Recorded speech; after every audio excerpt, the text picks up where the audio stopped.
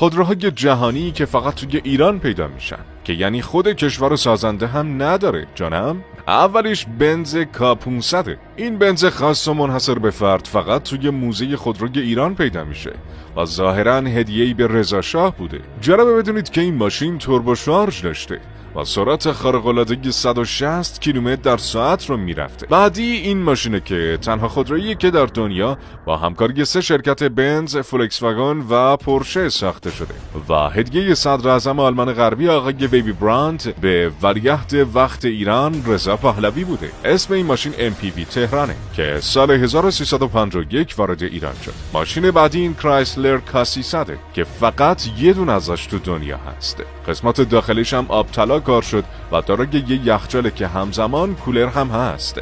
حتی طراحی بدنش رو هم ایتالیایی انجام دادن.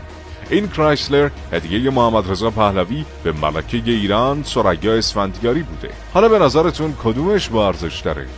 82,000 تن سنگ رو همزمان با خودش حمل کنه. البته به خاطر همین سنگینی زیاد نهایت هم بتونه به سرعت 25 کیلومتر بر ساعت برسه. با این حال روزی یک دفعه بار میبره که واسه کشور استرالیا از نظر اقتصادی واقعا عالیه. به نظر شما ما کی میتونیم همچین قولی بسازیم؟ این مار نیست، طولانی ترین قطار دنیا است که از وسط استرالیا رد میشه. این قطار 682 تا واگن داره و برای صرفه‌جویی در هزینه‌های حمل و نقل مواد معدنی رو از غرب استرالیا به شرق این کشور میبره. سفری که حدود 4352 کیلومتر مسیر داره و حدود 70 ساعت زمان میبره. طول کلی این قطار 7353 متره و فقط یه راننده داره که اونو کنترل میکنه. از 8 تا لوکوموتیو استفاده میشه که 2 تا در جلو و 6 در عقب قطارن و هر کدوم از این لوکوموتیوها 6000 اسب بخار قدرت تولید میکنه. این مار خوشخط و خال یه چیزی حدود 100,000 تنه و میتونه 82. عربستان یا جایزه 50 میلیاردی واسه این پسر ایرانی کنار گذاشته. صالح مهدیزاده قاری 11 ساله ایرانیه که از سن 6 سالگی به مدت 3 سال تونسته قرآن رو حفظ کنه. بماند که صداش و تلاوتش انقدر خفن بوده که حتی عربستان بهش پیشنهاد داده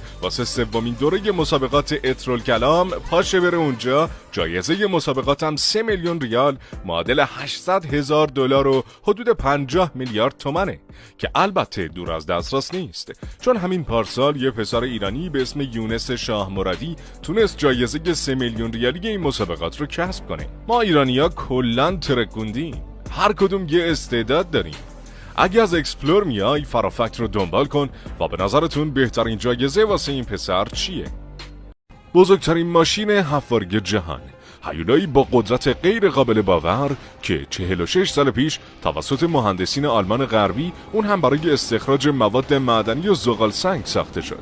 اسمش بگر 288. وزنش حیرت انگیزه، یعنی 45,000 تن. طولش معادل 240 متر یا 2 تا زمین فوتباله. ارتفاعش به 90 متر میرسه و دارای 28 بیل مکانیکیه و قادر عدد شگفت‌انگیز روزانه 200,000 تن مواد معدنی رو استخراج کنه. حقایق شگفت‌انگیز جهان رو در فرافکت مشاهده کنید. گرانترین خودروی جهان. باورتون نمیشه اما این خودرو از جت شخصی نیمار هم گرونتره. یا مثلا با پولش میتونید 290 تا تویوتا لندکروز مدل 2024 خریداری کنید. قیمت هر دستگاهش 28 میلیون دلاره. رولز رویس بوت تیل یا دم قایقی تنها 3 دستگاهش ساخته شد و در سال 2021 در سواحل دریاچه کومو ایتالیا رونمایی شد. رولز رویس هیچ گونه اطلاعاتی در مورد این خودروی 6 متری ارائه نکرده و حتی خریدارانش هم خواستند که نامشون فاش نشه. چرا؟ نمیدونین؟ خودتون مشاهده کنید دیگه. چقدر شیک و زیباست. حالا اگه شما 28 میلیون دلار داشتید، حاضر بودید این خودرو رو بخرید یا کار دیگه ای میکردید؟ حقایق شگفت انگیز جهان رو در فرافکت مشاهده کنید. ببین محمد رضا شاه واسه خواهرش چه کاخی ساخته. کاخ مروارید یا شمس که در سال 1345 در بلوار ارم مهشهر برای شمس پهلوی خواهر محمد رضا شاه پهلوی ساخته شد.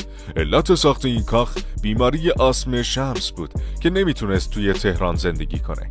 این بنا در زمینی به وسعت 111 هکتار توسط یکی از بهترین مهندسان آمریکایی ساخته شده بود و بودجه ساختش اون زمان $1,000,000 بود. این کاخ شبیه یک سفره ماهیه که یک مروارید رو در بر گرفته و یکی از آثار مهم معماری مدرن ایرانه.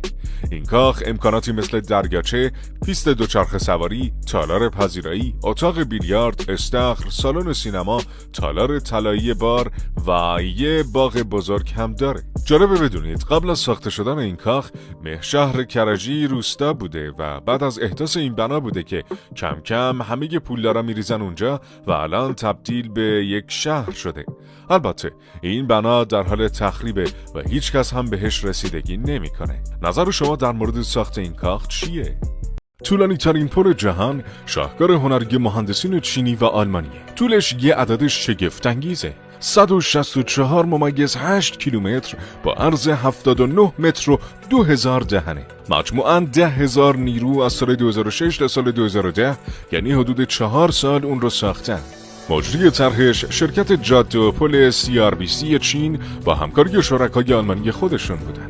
هزینه ساختش 8.5 میلیارد دلار بوده. این پل بین شانگهای و نانجینگ در استان جیانگسو قرار داره. جالب این که 9 کیلومتر از این پل بر روی آبهای آزاد و دریاچه یانگچنگ ساخته شده.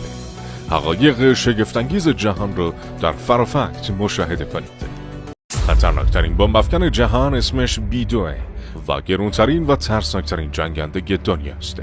این هیولا کافیه فقط به مدت 15 دقیقه از بالای یک کشور عبور کنه تا برای همیشه از روی زمین حذفش کنه. حدود 15 بمب اتمی 1000 کیلویی و چند صد بمب دیگه داخلش جا میگیره که هر کدومش برای از بین بردن یک منطقه کافیه.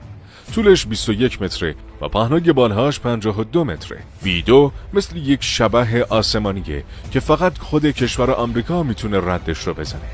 از سال 1977 تا به امروز فقط 21 فروند از اون ساخته شده و هر کدوم حدود 1 میلیارد دلار هزینه ساختش بوده. آمریکا هیچ یک از اونها رو تا به امروز به هیچ کشور دیگه‌ای نفروخته. حالا شما بگید آیا قبول دارید آمریکا واقعاً ابرقدرت دنیاست؟ دانستنی‌های برتر جهان را در فرافکت دنبال کنید.